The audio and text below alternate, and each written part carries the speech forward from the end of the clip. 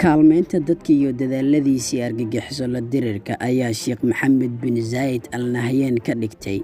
mid si weyn loogu yaqaano gudaha dalkiisa ay sudagga Imaaraadka Carabta iyo dunideenaba waxaana taas u dheereed in 10kii sano ee ugu dambeeyay loo arkayay hogaamiyaha rasmiga ee dalkaas kadib markii walaalkiisii geeriyooday Sheekh Khalifa bin Zayed uu howlgab ka dhigay xanuunkii uu dhintay Sheekh Maxamed waxaa Maaj 1961 ku dhashay magaalada xuduudeedka Al Ain ee dalkaas waana wiilka saddexaad ee aabihiis Sheekh Sayidka isaga yeegalay dawladnimada casriga ee Imaaraadka wuxuu waagiisii nolosha ku bilowday ciidannimo kadib ka bixidii akadeemiyada ciidamada boqortooyada ee gaarka ah waxa uu ka mid noqday saraakiisha ciidan ee dalkiisa waxaana lagu xasuustaa doorkiisii hogaamineed ee dagaalkii Ciraaq looga saaray Kuwait oo uu ka mid ahaa askartii Imaaraadka ee dagaalkaas waxaa la sheegaa inuu ka mid yahay dadka ugu maalqabaysan qoyska hogaamiya Imaaraadka oo waxaa hantidiisa lagu sheegay in ka badan 30 bilyan oo dollar halka hantida guud ee qoyska lagu qiyaaso 160 bilyan oo dollar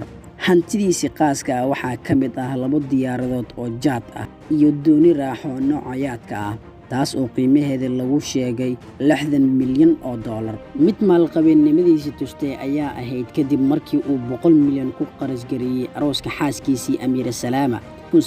1981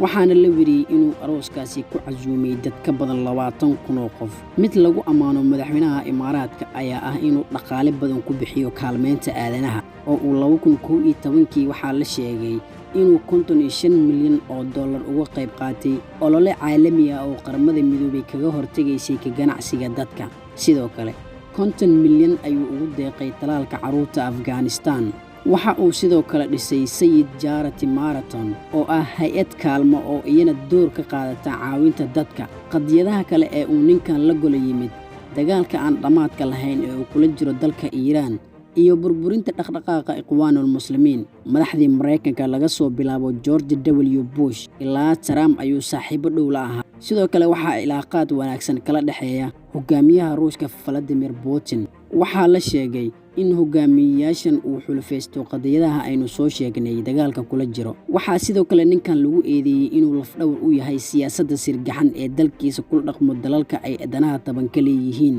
oo Soomaaliya ka mid ah fadlan haddii uu muuqaalka ku qanciyay like saar oo la wadaag asxaabtaada kuna soo biir kanaalkeena Ogaal Production mahadsanid